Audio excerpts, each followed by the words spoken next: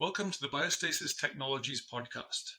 I'm your host, Max Moore, and today I have two guests on a very interesting topic, something actually of quite a lot of personal interest to me historically. The idea of distributed autonomous organizations has roots in ideas going back into at least the 1990s. Back in Extra magazine, which we used to publish back in those days, we had Nick Szabo writing about smart contracts, and that led up to things like Ethereum, which led to a lot of new structures like the DAO. So I think it's an interesting background, and maybe our guys here can tell us a little bit more about that. I think it's kind of fascinating, and a lot of people aren't aware of the history of these things. So first of all, let's start with a pretty basic question. What in essence is a DAO, distributed autonomous organization, and how did they emerge from these earlier building blocks? Yeah, I feel like it should be a simple question, but I think if you look at DAOs in practice, it's really it's quite a broad range of how these things are run, right? There were sort of these early theories on DAOs and how they should look, and I think in the early days maybe oftentimes they didn't even necessarily call them DAOs. It was more just it should be these organizations that are at least largely run by smart contracts and these things that don't require human intervention. But I think, over time, there's been a lot of experiments with DAOs, and there's sort of a big range of how decentralized or autonomous these things actually are. They're usually organizations, but the other words there are it varies quite a bit. So, Actually, before you went so much about the organizations, maybe just a little bit for those who don't know, what is a smart contract, first of all, and how does that work with nobody being involved? Yeah, I mean, the easiest way to describe it is it's a bit of code that sort of ensures something is going to happen, right? It's something that is predictable. It's not something that you have to sort of put your trust into another party for. It's just, here's sort of, if we take this action, we know that this is going to be the end result of it. That might be the easiest way to describe it. And so sort of, the idea here is having sort of these organizations be automated and sort of run in code to a certain degree, and that way we can sort of remove a lot of the middlemen and a lot of specific sort of few people running things. Mm-hmm. But yeah, I mean, DAO. I mean, there's been a lot of experiments on DAOs. There's been the DAO. There's been maybe some larger DAO projects like maybe Constitution DAO is one that people might have heard of. There's sort of a bunch of crypto people joined together to try to buy this. I think it was like was it a print of the Constitution or something of that sort.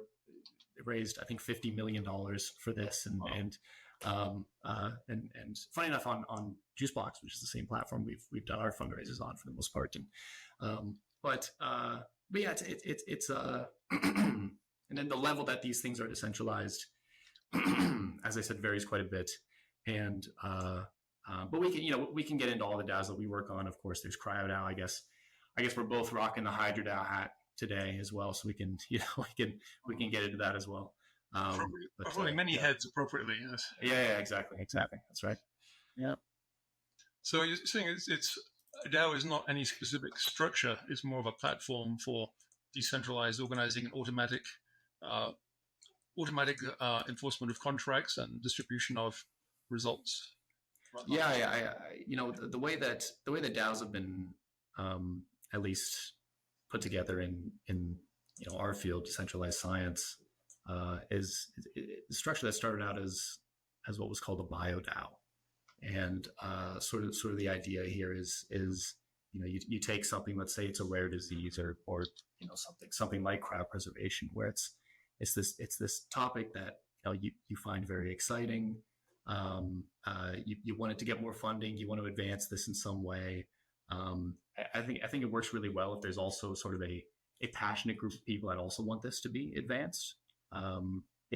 Maybe those are the patients or the people who are know a patient of some rare disease, or again in our case maybe it's some sort of really cool technology that we want to advance, and you sort of pool this money together, right? So you do an initial fundraise. A lot of these funds come together, and then collectively, those people that put funds in sort of co-govern this new treasury of funds. And now they can say, hey, we want to put money in this research project. We want to put money in this marketing plan, and so on. And usually in DAOs, in BioDAOs, there's still a core team, right? So you have sort of a few people who are essentially voted in by the community to run things, and how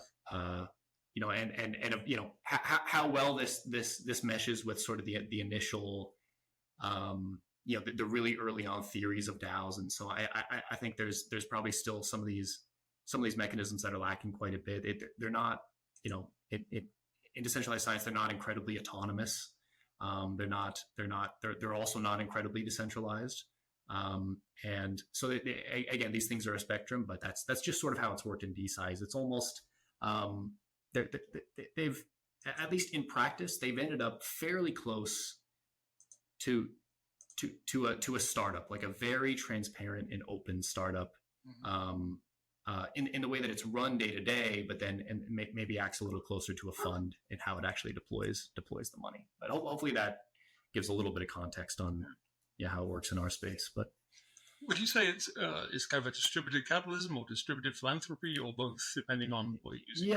I think both, and we've tried to do we definitely put money into projects where we're not sure this is like, wow, this is the best business model, this is gonna return a great amount of profit, I think cryo is one of those things where it's if you're thinking long term, it can return probably a tremendous amount of profit, but it's a long term play for sure, right? And because you have this group of people that came together to fund the technology, many of them are sort of mission driven, intrinsically motivated, and so oftentimes this money is just going into where we sort of collectively believe is the highest impact area that we can put it into. So you might hope to make some financial return at some point with some of these projects, but that's not necessarily the main point. Main point really is to do stuff that's really valuable and important, and might even save your own life as well. Yeah, which is always this trade-off, right? Because we know we're not going to solve the problem of cryopreservation with $3 million. That was the initial amount that we raised for CryoDAO, right? Which was $3 million. And so you want to have this sustainability loop that you can unlock, where you put money into projects, you find a way to commercialize these, or somehow money is coming back into the DAO to hopefully to ramp this up. You want to get to the point where you're putting tens of millions of dollars a year into this research. And so it's a lot of even early on, I think in our sort of white paper, we said we do maybe, it might have been Austin, it might have been like 25% into like commercially oriented projects, and then the vast majority into sort of the more moonshot stuff. And there's all these milestones you can do along the way to commercialize things. So it's always kind of a balance. But end goal is the most impact we can possibly have, of course. Neat. So tell me a little bit about your background, both of you. How did you get involved in this? It's kind of just a few people are starting to understand it these days, but it's still fairly small minority of people. A lot of people find this quite mysterious. So how did you get interested in this? What was your motivation, and what was your trajectory into actually doing something like this? Yeah, maybe I'll start, and then Austin, feel free to follow. I found out about crypto in 2017. I'm actually surprised it took me so long. I grew up on the internet. So I'm actually surprised it eluded me for so long. Actually, my uncle, who has a beard that goes down to his mid thighs and lives in Idaho, introduced me to Ethereum. Actually, I think he bought it when it was a couple dollars, and so some things he is very right on. He's surprisingly right on a lot of these sort of early internet things, and so that was kind of my into it, and I made some trades and made a little money. I was like, oh, this is interesting. Dug into it more, and had a startup in 2018 building decentralized websites, and just explored the space for a while. And so I had a background in crypto to that extent, and then of course I was obsessed with the life extension stuff since I was a kid. So this was sort of always the goal was to work on this stuff. And the which I'm sure you're familiar with, the 2045 initiative was sort of the thing that initially inspired me back in this might have been 2012, 2013, something around then. And, you mean the thing that the Russian fellow did in New York? Yeah, Dmitry Itzkov. So some of his early videos and that organization were it was kind of my introduction to the space, and then sort of explored everything else. And actually visited Alcor in and it might have been 2017, might have been 2018, something around then. You might have been there. I can't. I'm trying to remember. You're probably. Yeah. I did a lot of the tours, but Diane does a lot of it. Yeah, I think we did it with Diane, but you might have. And then, so I was always sort of, I really got obsessed with the space early on, and then it was around 2022. We saw some of the stuff that DAO was doing. I was quite skeptical early on. I think I always come from a place from that position in crypto, because there's quite a bit of nonsense in crypto. Yeah, it's like overwhelmingly nonsense for the most part, actually. And but they had at least a spark of something interesting, where it's like, wow, they're actually getting some funding and sort of finding a new way to fund this research. And so I came together with at the time it was Emil and for Tomorrow and Vincent from DAO, and be like, yeah, let's give this a try for CryoDAO, for cryo, and ended up having a great start. So that's sort of how I got into it. But okay. Yeah. Well, you made it sound like you came in late to the crypto area, but because it depends on your perspective. It's early for most people, but don't feel bad about that, because I was there at the very early days when with Hal Finney and Nick Szabo and DishyCash and the very early stuff. And yet I didn't buy a lot of crypto because I didn't feel I understood it well enough. So I probably missed out on huge amounts of money. Yeah. Instead of 10,000 I've already made until over the years. So I don't really have to get into something I don't understand very well. So I was very overcautious on that. But on the other hand, maybe I would have lost a lot of money too for not knowing what I'm doing. Yeah, there's always and would you have really held it through all of these times, right? And it's always kind of hard to. Yeah. But anyway, and then we brought Austin went ahead and joined in as well a little bit later on. You feel free to talk about that a little bit. Yeah, what was your background and motivation, Austin? Yeah, so I have known Kai for 14, 15 years now. It's been a while. Got into crypto with him in 2017 and was really into Bitcoin back then, because it was the one that was skyrocketing compared to everything else. Bitcoin and Litecoin. I'm pretty sure Litecoin's dead in the water these days, but Bitcoin's doing great, as we've seen. But where Kai kind of got into the tech field, I split off a bit and got into the biopsych field. So I've always been kind of on the fight for life in a separate path, life at all costs type thing. I went from the substance abuse psychology field of trying to get people off drugs, suicide prevention work, just anything to enhance people's lives, try to make them want to live. And got pretty burnt out from that field after 5 years. It's a rough place, doesn't pay well, very hard work. And then Kai approached me with both Cryopets and CryoDAO, and I kind of immersed myself in the cryo field from there, and I've just loved it since, dived in. Technology's fascinating. It's another way to fight death in a different manner. So neither were big fans of death. It's good to know. It's strange how people actually are. How we think that death is a good thing, or we need it, or gives meaning to our lives, or some such nonsense. So, Yep. Yeah. It's interesting too. I mean, I think you almost, what you said there is interesting. It's people feel like they're okay with death. I almost see this opinion within the longevity field more than I want to say more than many other places. I think which seems kind of counterintuitive, but when you go to church, right? You go to church and you have all of these people who believe in an afterlife, right? And in a way, these people have sort of in a way these people are immortalist because they don't want to not exist. In fact, they can't even fathom not existing, right? This is such a bizarre concept that they believe in this afterlife, and so it's, but then you do find sort of these people within our field that are maybe and when I say our field, I just mean the broader longevity field that are sort of very against immortalism, right? Very against sort of no, we're not gonna live forever. We shouldn't even want to live forever.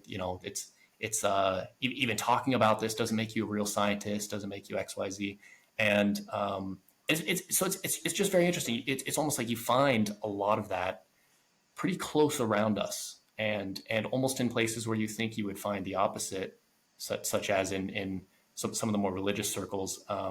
There actually might even be more common ground there, because even though it's a totally different strategy from these people, they're actually also kind of immortalist in that way. And it's just so it's just something I've noticed over the years in the field is quite a bit of deathism right on our doorstep within the field. People like Leonard Hayflick, for instance, who actually has the limit to named after enabling the limit on division of cells, but he actually is not saying this is a problem. He's saying this is just something we should accept. So I think you're right. There might be one possible reason for that might be people fearing for their credibility, that if they're working in a field that's already fairly controversial, fairly new, life extension or biogerontology, whatever they prefer to call it, they may want to sort of protect themselves by, just as people do with cryonics, right? Cryobiologists will distance themselves from biostasis, thinking it's too extreme, and so it may be that they, whether they're actually telling the truth or not, they're saying, "Oh no, I don't want to not die. I just want to make people live a little longer, a little more healthily." We don't really know if that's what they actually think. People will not say what they think in public a lot of the time, so there may be part of that to it, I think. But I did just want to comment on one thing, because you used the term immortalist, and I used to use that term a lot myself in years past, but I'm actually not too keen on it these days, because you can be in favor of not dying while also being doubtful it will actually ever be able to be truly immortal, in the sense of nothing could kill us, the sun exploding or being murdered or something won't kill you. I think there are some theoretical possibilities. Mike Perry's described mathematically, if you can continuously reduce the chances to die, you could actually live basically practically indefinitely. But obviously, just solving the problem of aging is not going to do that. Solving the biostasis problem is not going to do that. Won't make you immortal. So I think one reason to be a little cautious about the term is it may actually sound religious. It may sound like something that's a lot further off. So I think it's probably helpful to distinguish, our desire not to die of old age or anything else from sort of a hardcore immortalism. It's not like going to heaven where God guarantees you're going to carry on indefinitely in whatever kind of boring afterlife you're going to go to. Yeah, I'm curious. It's a conversation I've had with a couple of people recently. I'm curious on your thoughts specifically. I know we've had extropianism, right, and sort of and by the way, I think even largely a lot of the modern takes and modern definitions of transhumanism can also be can be attributed to you and a lot of the work you've done here. So I'm curious on, I always felt, and I think it walks a bit of a line. But one thing that I always found extremely interesting about transhumanism is it was I think largely inspired by, and sort of the precursor was Russian cosmism. Right, at least one of the building blocks here, where a lot of these ideas came from, and there was one aspect. I didn't actually come across that till later, though. It was quite a lot later that I actually came across Russian cosmist, I think. Did you say you came across it later? Yeah, is that, later yeah. I think it's not it's not as well known. I think, but there is one aspect of it that that I always found extremely interesting, which was sort of this really, really deep focus on resurrection.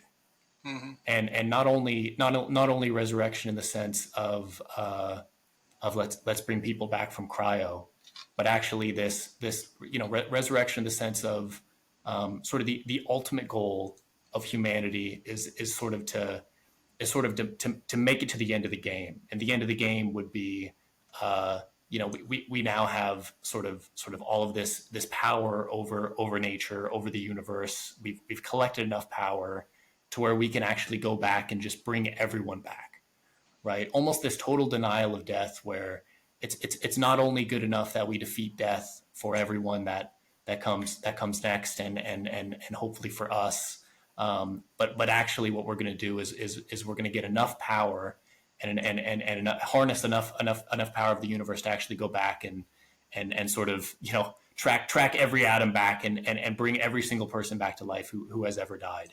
And it was always, I think, and the reason I say it walks a bit of a line is because you don't kind of want to, I think you don't want to give certain hope where this is going to happen. So, it's okay to die because we're going to be brought back sort of magically in the future. That's, but also, but I also think it's almost whether or not it's possible, it's almost the right way to think about death, because it's sort of this total denial of it. This not only are we going to beat death, but we're going to go back and take everyone that it took from us. And I'm curious on, I'm curious on your thoughts there. If you've really dove into cosmism and that sort of angle of it, or I'm more familiar with the Frank Tipler end of that. I mean, he basically, I'm sure he was inspired by Russian cosmism, and he has essentially, in the Physics of Immortality, and I think later in other books, I haven't read the Physics of Christianity, I think, he has basically the same idea, arguing that, in the far future, minds connected across the universe will be able to resurrect or simulate all past people. So he actually, rather than sort of thinking in so explicitly religious terms, although it ends up sounding kind of like religion, especially Christianity. But he actually does provide numbers. He does calculations and argues based on physics that it should be feasible, which is a very interesting attempt, at least. Well, it's especially funny to bring up Christianity, because what's funny is if humanity actually pulled it off in their perspective, if it did work, they were actually quite right and also quite wrong at the same time, in the sense that from their perspective, they'd think, wow, we did it, we actually made it to heaven, because it would actually feel that way, but in fact it only happened because we sort of made it to the end and made that heaven for them. It's an interesting concept. I was just kind of curious to get your thoughts on it. Well, one of the kind of difficult aspects of that is, first of all, it sort of assumes everybody should be returned, but I'm not sure everybody would want to. I mean, not everybody wants to live for various reasons. So then you get into difficult questions as to, do we bring them back, but change them in some ways so they do want to live? I mean, there's some tricky questions there, and of course there are philosophical questions as to, is it actually the same person? Is it a true continuum of the original? So it gets pretty complicated. But yeah, that one's, it's very. I remember I was at the Vitalism. Familiar with Vitalism, right? I was at the initial conference for this, and there's one aspect that stood out. I remember we were talking about exit, right? People should have the ability to sort of exit if they would like, right? We're not going to force anyone to be immortal and this sort of thing. But I was a little. It was interesting to me how fast this conversation came up and was dismissed immediately. It was sort of this. Of course, let's let people, if they want to sort of jet out from this, jump off the cliff, then we should just let them. But it's always interesting to think about, if someone is on a rooftop or on a balcony, the fire department shows up and we tackle them through the window, and we don't let them sort of do this because we've sort of made this decision that we should stop them from doing so. I think it's not an extremely easy. I wouldn't look at it as something that's like extremely easy. Whatever temporary thing that they are going through that makes them not want to live, compared to like if you're comparing it to eternity, I think suffering is always temporary, but sort of death or non-existent would be permanent in that case. And but how do you actually, there's a lot of questions there. I think it's a very difficult thing to think about. Yeah. Well, I think there's something of a difference between stopping someone jumping off a bridge because maybe they haven't thought about it very much. They just decided to do it an hour ago or a day ago, versus someone who after 10 or 15 years is just sick of their life. They don't feel like they have a future. But of course, that's a drop in the bucket compared to eternity, right? So it's difficult to. Is that actually a long time to think about it, or should we say you have to think about it for 100 years, and if that's the case still, then 1,000 years, then we'll let you. I don't know. It's interesting. Yeah. And also the question is, how much continuity do you have if you realize that bringing someone back as they were at the point that they died, they're going to be absolutely miserable and not to mention confused. Do you then make changes to their personality to fit them to the new future? And to what extent if you do that too much, do they become a different person? So there's all kinds of interesting, difficult questions there. Right. But it's definitely on the sort of the extreme end, right? The resurrection thing is on the extreme end of what we're doing. We're just trying to do something about the biology of aging right now and death, also reducing risks as well. So that's one thing at a time, I suppose. Yeah. Yeah, but it's certainly an interesting thing, and I think Tipler's approach is particularly interesting, trying to actually fit it into a physics framework. And as I mentioned, Mike Perry earlier in his book Forever for All does that mathematical calculation showing that it might seem it's impossible to live literally forever, but he says actually it isn't. If you can progressively reduce your risk year by year, asymptotically you never actually really reach an end. So it's very curious to speculate about that. Sorry, didn't mean to derail us with that's all interesting. that. So, do you have anything to add on that, Austin? Are we going to talk about security in the DAO? I could go on. Suicide prevention's been my thing, so that's kind of my field. But we should. Yeah, Mr. Suicide Prevention. How much do we force? Suicide prevention on the biologically immortal? Yeah. It is a topic of you should always want to live. The desire to live is in basic human nature. Where we have the chance of a non-zero chance of survival. That's why we're in cryonics. It's non-zero. But then whenever you get beyond that, you kind of have there's a lot to dive into here, and we could go on for hours. Yeah, sure. Yeah, well, we could do a separate discussion on that. Actually, it'd be interesting to talk about that. Maybe really dig into cosmism and Tipler and discuss this. Maybe we'll do that. So one question is, in doing the research about this, I was reminded of the 2016 DAO hack. And so some people, and I also have a good friend who's an AI researcher who's rather dismissive of smart contracts. So what have we learned from that episode, and what vulnerabilities, if any, are there in the DAOs that you're working on, and what can we do to prevent the kind of hack we had back then? What was that, 9 years ago? Yeah. This one, it's not. It's maybe not as relevant to sort of our specific structure and setup. It's sort of this controversial thing, and because they ended up sort of doing a hard fork of the whole blockchain as sort of a as sort of the solution to this. And in the case of something like CryoDAO, our token is an Ethereum token, right? And then sort of all of the money that goes in the treasury is kept in a multi-sig, right? So it's not just one wallet, but it's sort of a collection of wallets. Where to infiltrate this, you would need to not only sort of gain access to one wallet, but sort of a number of wallets to make any transaction go through, right? And so I think but there's always things, right? Like we've done our fundraisers on Juicebox, and our token has its own contracts that are heavily audited, and how does that work? How does the auditing work? Yeah, so this is it basically Juicebox is of course it's sort of it's a launch pad for these tokens, right? So you do a fundraise, you actually you create the token right there on the platform, you then manage that token over time. If you want to mint tokens, if you want to, if sort of any of these functions that come along with the token are done through this platform. And so it's very important for them to heavily audit these. And what they do is they just, there's these there's companies and providers that do audits, right? So they'll go in and they'll sort of try to take advantage of any vulnerabilities. They'll go in and sort of scour the code base and look for anything that's wrong. What you usually do is you get, and in Juicebox's case, you get sort of multiple audits from all these different parties. And then I think they even had sort of this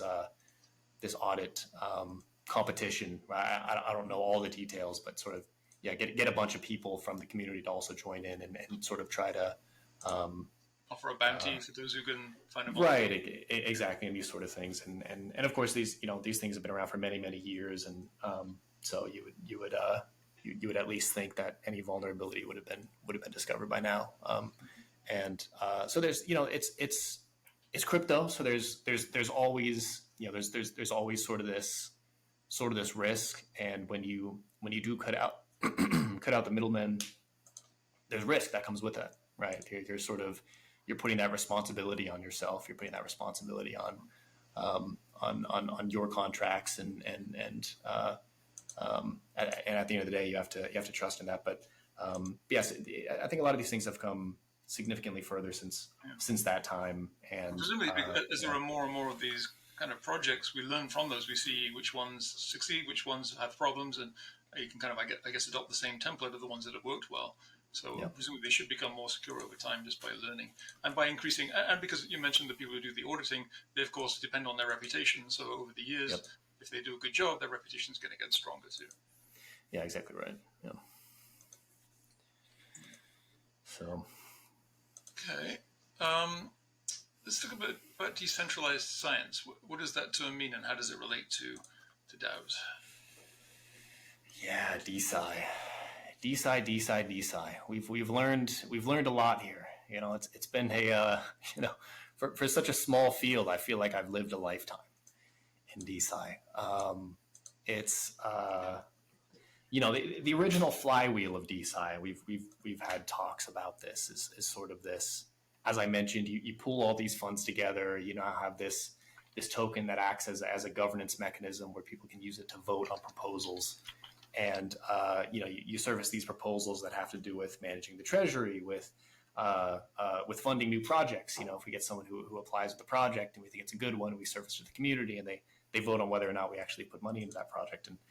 And so that's sort of how the governance mechanism works. And then ideally you can commercialize this research in some way. So whether that's some of the investments we've made are through just a normal SAFE. It's just we get in on the equity of the company. Sometimes it's a sponsored research agreement where we own a portion of the IP or all of the IP in some cases.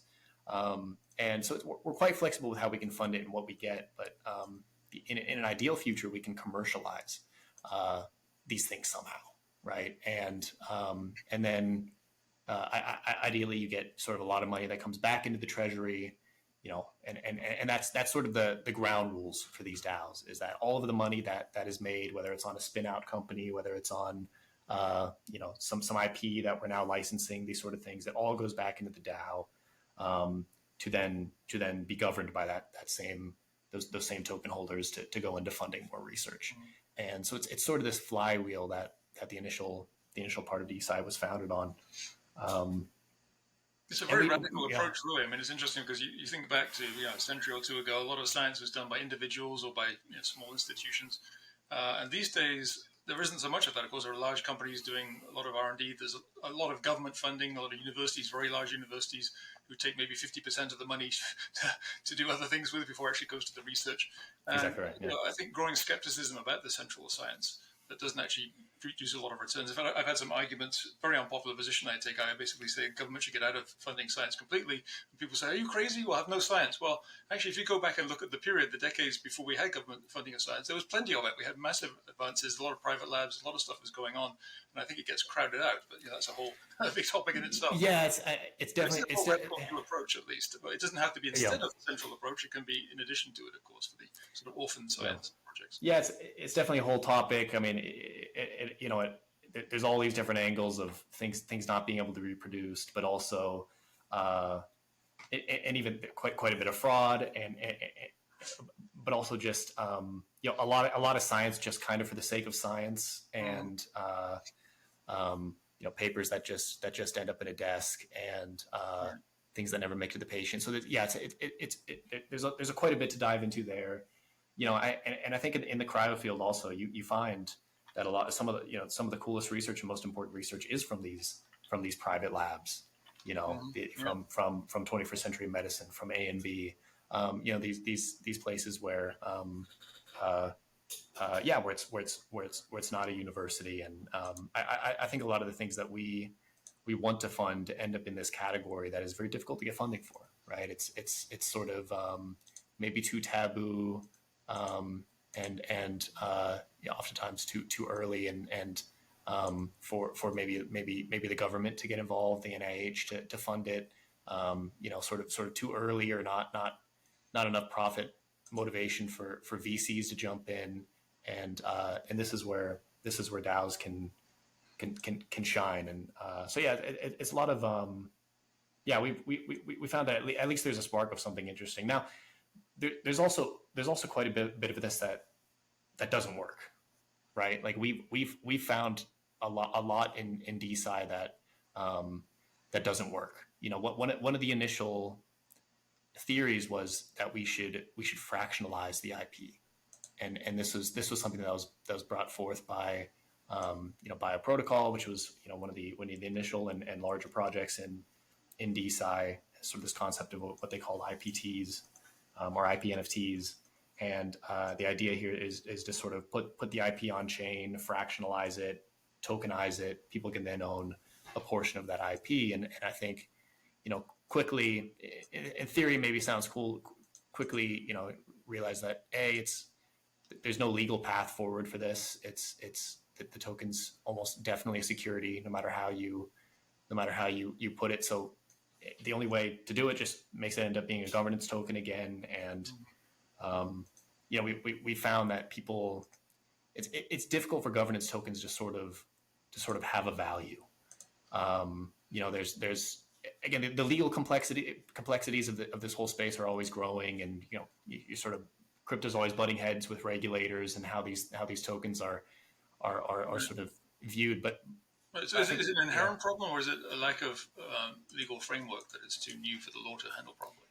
Yeah, I think it's a little of both. But certainly that there's at least in the U.S. these things were at least during the prior administration was these things were just sort of considered securities, right? No matter what, and because of that, people just avoided the U.S. entirely. Most of the innovation was happening outside of the U.S. and now there's at least it seems like there's a path forward here for crypto. There's of course a lot going on that end, which looks quite good. But yeah, the problem was always this, right? Like people, although we don't advertise it this way, and we don't push it forward this way, there's of course the speculation aspect of crypto, right? Where people want to speculate on the price of an asset, right? Whether or not that asset is sort of shown as an investment or presented as an investment. And the problem with governance tokens is a lot of the value, even if you generate value, you commercialize IP, you do all these things, you bring a bunch of money into the treasury, there's nothing that's super direct about that value going back to the token holders. You can't pay dividends because that then makes it a security. So you end up kind of in this weird spot. And I think we were at least going to touch on inevitable sometime in this and sort of this new launch pad we're working on that touches on a lot of these issues. But yeah, there's quite a bit of DeSci that hasn't worked, but there's a spark of something really interesting, and that's that we want to keep innovating on it and turn this into something where we can get tens of millions of dollars into cryopreservation per year. That's the ultimate goal of everything we're doing here. So I have to give a shout out here to Bull Falloon and previously Saul Kent, who's now cryopreserved. They've put many millions of dollars into cryopreservation research when, of course, the government wouldn't and nobody else would. And they're pretty unique.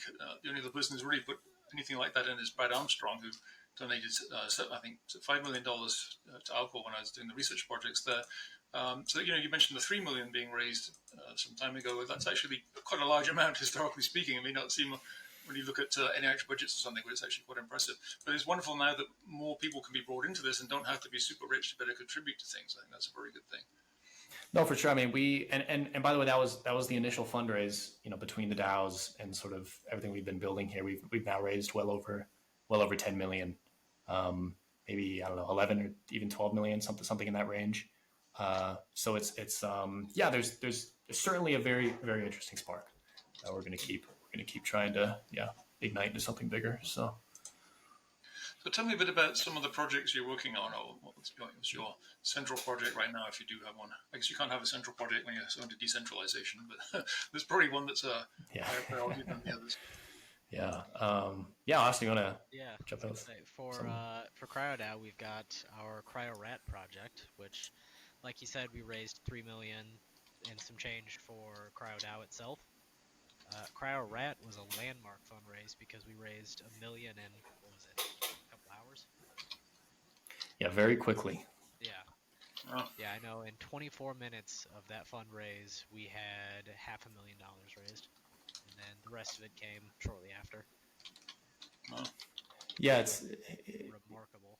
It was pretty crazy. I mean, we were watching the fundraise and we didn't really know what to expect, and what we decided with CryoRat was it was sort of this flagship project. Something very large, very important. We wanted to get quite a bit of money for it. The goal, in a nutshell, is to bring a non-hibernating mammal back from high sub-zero temperatures. So a rat in this case, and it's crypto, so we came up with a fun name and we called it CryoRat, right? And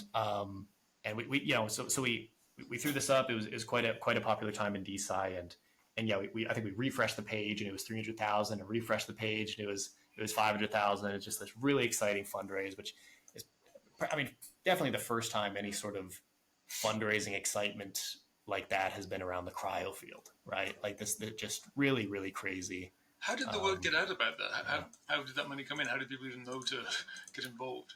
Yeah, it was, DeSci at the time was in such a popular spot. There was, CZ from Binance, Vitalik, and a lot of others sort of publicly supported it.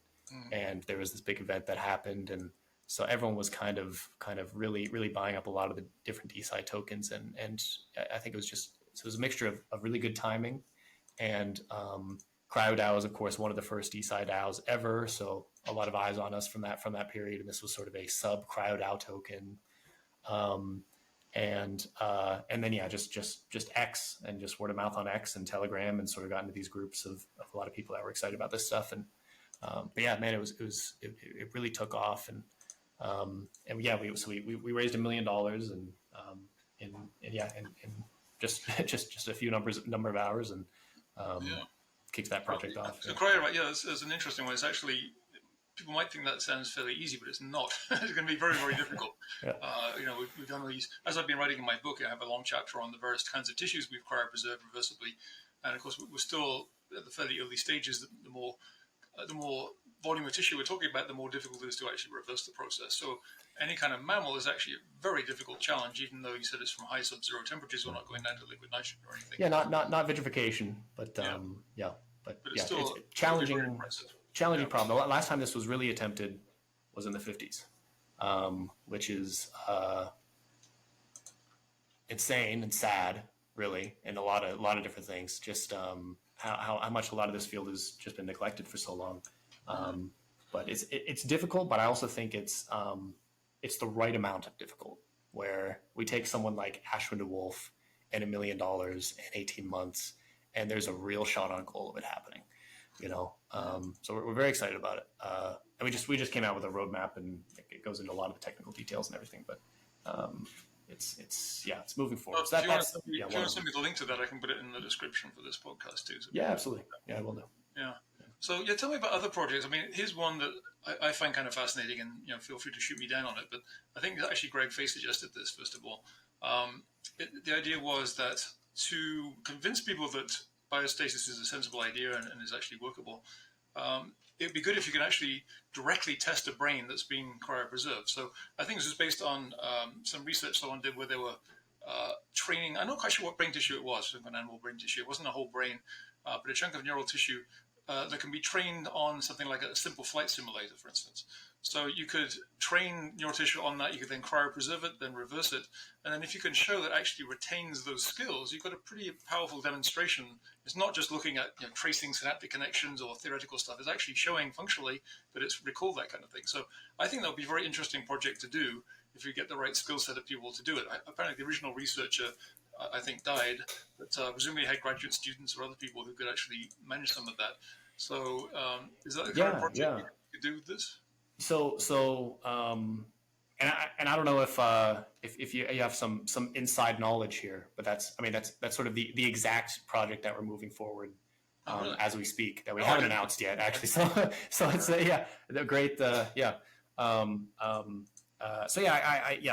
maybe won't go too into detail on it, but it is something that we've codenamed Total Recall, and it's a project that we just decided to move forward. So I completely agree, and I think maybe the last project that accomplished something similar and was in that direction was actually from your incredible wife, but was part of that, Natasha Vida Moore, and if we can do this if we can do this in a brain slice, especially, it gets extremely interesting. I think that would be a really, really incredible breakthrough. Very, very neglected. As you mentioned, Natasha's work, for those who aren't familiar with that, basically the idea was to take a whole bunch of C. elegans, little tiny microscopic worms that have been thoroughly studied, genome mapped and so on, and neural connections mapped, and to train it on a simple task, basically follow a chemical gradient, and then cryopreserve them, rewarm, and then test them to see if they remembered what they learned. So it's one particular form of memory in a very simple organism, but it was still a big breakthrough. Nobody had actually thought to do that before. So I think it got this ball rolling, and probably, if she hadn't done that back then, 10 years ago now, then we wouldn't be considering this much bigger, very ambitious project right now. So I think that was remarkably powerful, especially because it was the very first scientific project, in fact, that was quite amazing. Yeah, I agree. I think it was. I think it paved the way for a lot of this. So what else? Anything else on the table? You can So there's quite a bit. I mean, CryoDAO has funded a number of projects now. One of them, we're working on vitrifying and rewarming sheep ovaries. So this was a project called Gaia, and the idea here was to cryopreserve and not high sub-zero, so vitrification, very, very, very low temperatures, cryopreserve sheep ovaries. So you take them out of the sheep, cryopreserve them, rewarm them, put them back into the same sheep, and then the sort of longer term goal there is to have baby sheep walking around and actually getting these sheep pregnant after they now have these previously cryopreserved ovaries, and a lot of things that are just a lot of firsts, a lot of things that are extremely exciting about that project.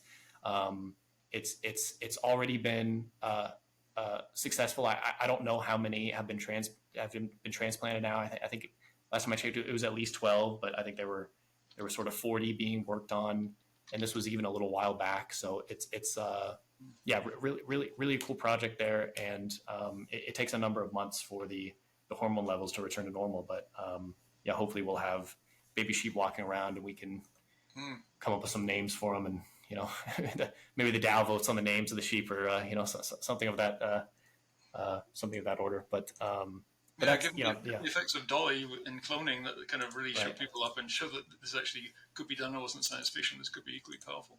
Yeah, exactly right. And so those are two very exciting ones. We're working on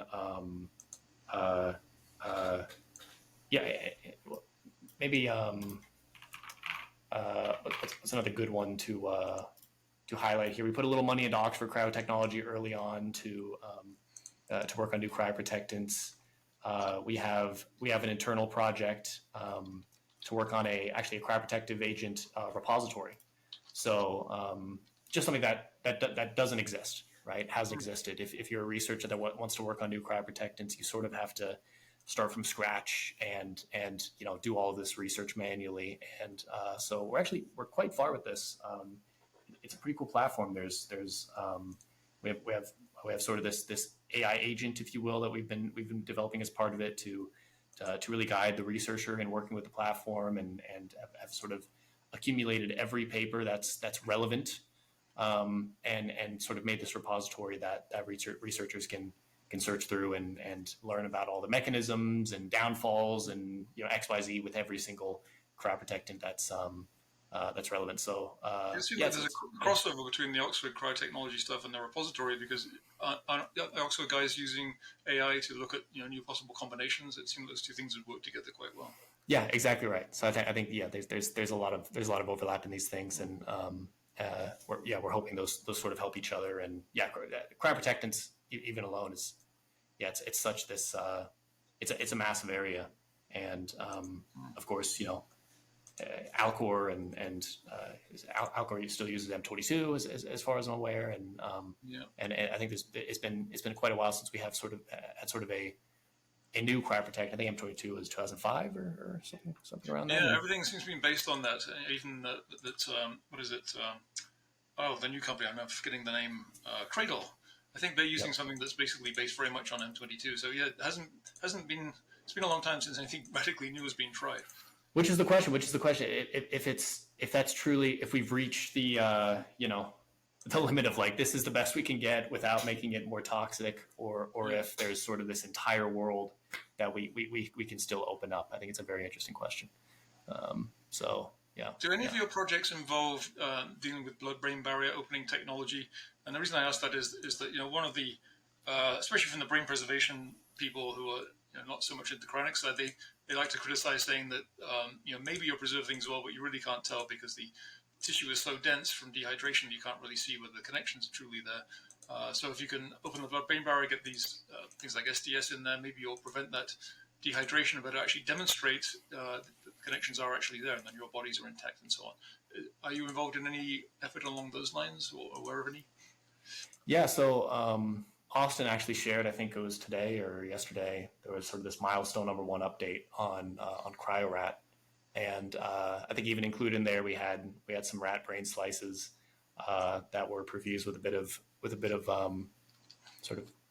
included in what we perfused with a bit of methylene blue, and so you can see very clearly the difference between. And we'll also we can give you the link and everything on this, but you can see very clearly the difference between sort of the one with the BBB modifier and the one without, and it's substantial.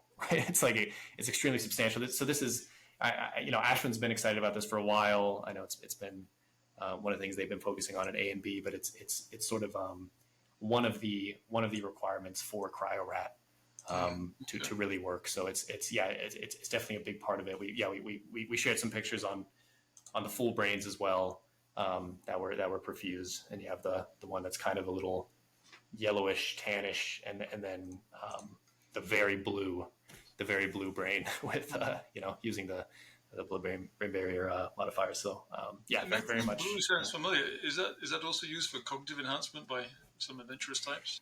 Yeah. I think some of the biohackers are. I don't know. Out of my view, but I think that's exactly right. Yeah, it's one of the interesting ones lately, I suppose. Yeah. All right. What about other possible applications for biostasis, like in cryosleep, space travel, that kind of stuff, clinical applications? Any thoughts on that? Yeah, we always, if you want to. Yeah, I was going to say, with CryoRat, one of our kind of big selling points that we've used for it is the space travel aspect, because while it's not full vitrification, being able to go to high sub-zero and then rest for a week, 2 weeks, maybe even a month could make space travel so much more viable. That's so much less time that you need to worry about, like waste, food, all of that stuff that we'll need on space travel. We have all these talks and everything that you see of like, oh, we have this technology to enhance the speed of space travel, or Elon Musk is doing this with whatever SpaceX program or whatever's going on, but there's never any kind of talk of like what you're going to do on that spaceship. How are these people going to survive? How are they going to deal with that long distance travel? Right. Yeah, you know what? A trained astronaut is maybe fine sitting in the box for 6 months or 6 years, but it's I think if you want to do this at scale, I think it's very, and you want to, you know, ship people off to some station on Jupiter or something, I think it becomes quite difficult without cryosleep. And I think this idea might get another boost next year. There's a movie coming out based on a novel I read recently by Andy Weir, the same guy who did The Martian, which is also very good, called Project Hail Mary. And you know, that's kind of, it starts off with this guy being revived from not cryopreservation, but something like you're talking about, sort of a deep hibernation. And it's going to be probably a big budget movie with Ryan Gosling next year. So it'll bring up this idea again, because it's not new. It's been discussed by NASA and other space enthusiasts for some time. As you say, it'd be very a huge cost saving. You need far less food and water and other supplies for people whose metabolism is deeply slowed down, and avoiding tremendous boredom too. From even going to Mars, you know, it's quite a long time, let alone going any further than that. Yeah, I hope the movie has sort of a you know, positive spin on it. There's so much positive that could come out of it. I remember the last movie that I watched that really focused on this was, I think it might have been a French movie, or but is a girl that woke up from cryosleep and she was stuck in the cryopod. Oh yeah, and the whole movie she was stuck in the crowd. That is like a very maybe not the best the best view. Surely there'd be some sort of I see that one. It looked very claustrophobic. Surely there'd be an escape lever on the inside or something. But you're claustrophobic, you said? Yeah, I'd skip that one. I'd probably. I mean, we backs of cars these days have these cords to pull, right? So if you're kidnapped and stuck in the back of a car, you pull the cord and you get out. So I don't think they'd forget to do something like that. Yeah. Right. Yeah, surely. Yeah.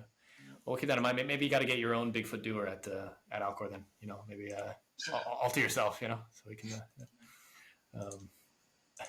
There's also military interest, as I understand, from you know, people on the battlefield who are severely injured and you can't treat them on the spot. If you can stabilize them in a more profound way than we could do today, you can then transport them to somewhere where they can get better help. So I think there's a lot of crossover between the military needs, which would be shorter term, and space travel, which would be somewhat longer term, and then what we want to do, which is longer term still. So it's kind of nice. The golden hour, I think they call it, right? The extending that golden hour to save their life, which is, I think, especially relevant in space, certainly, and because this all becomes much more difficult. These areas are very interesting, but it's worth noting. I mean, it's extremely NASA had sort of a sort of this biostasis program, and NASA has thought about and funded some things in this area. But even, I mean, I talked to Scott Kelly about this, who is quite a famous astronaut. You know, we had a dinner on sort of more broadly longevity, but then talked about cryo quite a bit, and it was very very new. It seems like these are not. It's not a topic that comes up quite often in you know, within that field, but which is incredible because it's actually so unbelievably important. I mean, we're working on organizing an event that's sort of like a space plus cryo event that will invite a lot of these agencies to, and sort of start that conversation, because it's a very interesting angle. There's such a natural crossover between space and cryo, and you know, a lot of people. I mean, I was interested in space before anything else, pretty much. And the couple of crossovers. One, of course, is that progress getting into space has been so slow that we're going to need drastic life extension to actually see anything much happening. You know, things seem to pick up a little bit, and also, of course, the long distance voyages, especially when we're talking about going to the farther edges of the solar system. So there's a very close connection there, and hopefully it could bring in more people from the space community into the biostasis field from that connection. Yeah. So let's talk a bit about HydraDAO. So apart from bringing back creatures, one good thing would be to, not just for cryonics purposes, of course, but for people who've got damaged organs and limbs and so on, be able to regenerate those. It may be that we focus on preserving a brain in biostasis and want to replace a lot of the body. It might be an easy way to do it. So tell me about HydraDAO and how it's related to that. Yeah, HydraDAO. We talked about HydraDAO for quite a while. I was sort of initially inspired by Jean Hebert here, who wrote Replacing Aging. And one of the reasons that I entered the cryo field is because I was disillusioned pretty quickly with the rate of progress in the longevity field and sort of how fast we're going to be able to cure aging and these sort of things. But when I came across the replacing and the replacement sort of strategy and some of the theories there, I was like, okay, maybe this is interesting. It feels more like an engineering problem. There's less unknowns. Quite a bit of these things we've sort of already done, or there's proof of concepts for them. So it really stuck out to me, and that was maybe around 2022, and I posted on X about these things quite a bit, and wanted this that subfield of replacement to kind of move forward, but it really wasn't for quite a while. And 2024 came around, and we were like, I guess we just have to do it, because it's not, nothing's moving forward here. I guess, I have to go tell my investors that I promise I can handle another company and, launch Hydra on top of everything else. And because it just felt like a necessity. I mean, there's these things, we don't have a lot of time. These things need to be moving forward. And so that's sort of what inspired Hydra. I was super inspired by Robert White and a lot of the sort of experiments in the 70s, the head transplants, just unbelievable what he was able to do there, and with what this could unlock. And so it was all these things together, or why Hydra existed. And then of course, if you want to replace organs or tissues on demand, you need cryopreservation. Right. So these things are sort of naturally allies, and there's a lot of overlap in things that we co-fund. And so it's very, all very connected. But that was, the original idea was to maybe even hedge the cryobed a little bit. Like, maybe this will be the thing that keeps me out of the doer. Right. If we're able to, if we're able to pull off some of these things. But the main level is the brain. It's kind of hard to replace the brain, although maybe you can part by part very carefully. But right, which is the theory, right? Is sort of this progressive brain tissue replacement, brain replacement, and the Jean Hebert's work, which, by the way, is now fully funded by the government through the new program called Front, which was announced recently. Jean Hebert, I liked how Aubrey put this at RadFest. He said Jean Hebert did a good enough job at convincing the government that he was harmless enough, because he's very, super in our corner on a lot of these things and what needs to be done, but also is now a program manager at ARPA-H, and got his program approved to fund a considerable amount of research to go into progressive brain replacement. So, which by the way is the first spin-out company from Hydra, is a company called New Brain, where we're working on progressive replacement of the hippocampus. And so more we'll be able to share there as time goes on. But very much a focus. And does the Replacement Alliance fit into that? I don't know anything about that. Yeah, Replacement Alliance. There's not. Austin might even know more, but I think I don't know how public a lot of this stuff is yet. But one of our co-founders at CryoDAO was also co-founder of the Organ Preservation Alliance, and Eli Mohammed, and sort of hundreds of millions of dollars into cryo more broadly came out of this program. And essentially the goal is to kind of take what they learned there and do it again, but in the replacement space. Mm-hmm. So Sebastian, Sebastian Jiwa is sort of spearheading that, and I'm sure he'll have more to share when the time is right. But surprising kind of kickoff in popularity and replacement relatively lately. So it's good to see. And then I'll just note one more thing on Hydra, because I think it's important. Just a couple of weeks back, we had an extremely incredible result from one of our research projects, which is the long-term goal of it is head transplants, but in the short term is sort of we shared this video of a rat walking around in a circle and looking mostly normal, and I think it poops in the corner at some point, and is just being a rat.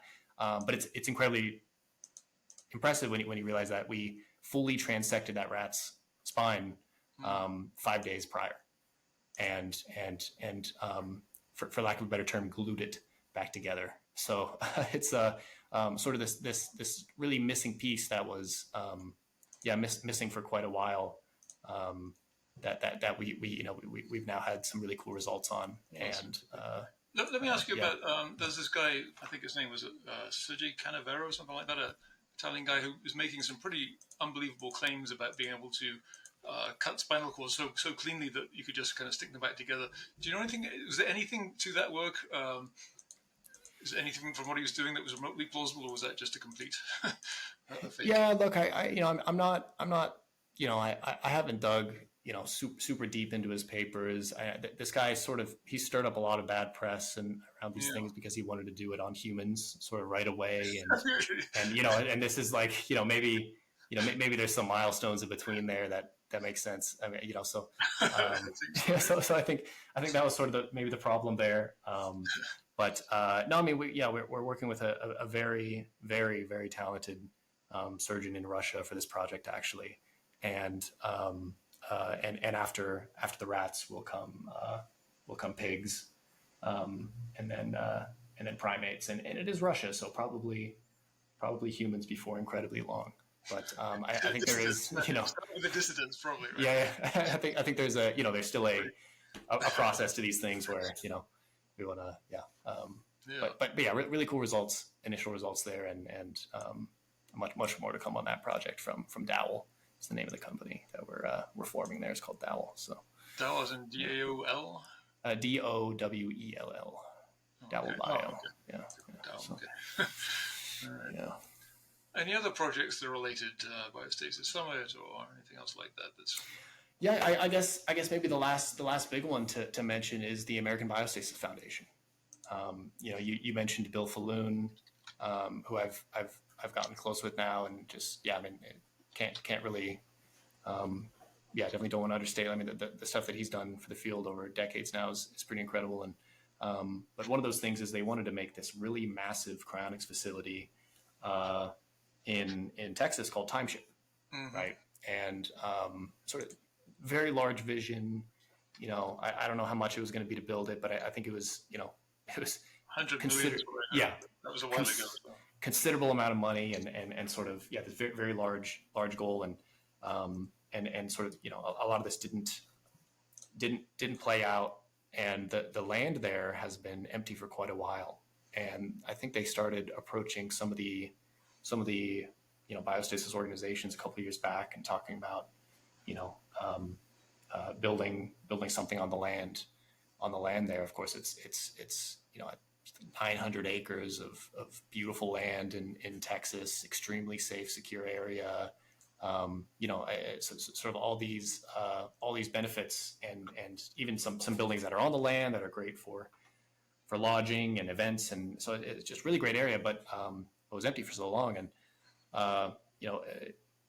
Emil and I. It was funny. The same week, I sort of emailed Bill about this and taking this sort of approach. A little similar to Tomorrow Bio, where CryoPets, my company, is sort of this for-profit, but then we would still store the bodies under a nonprofit.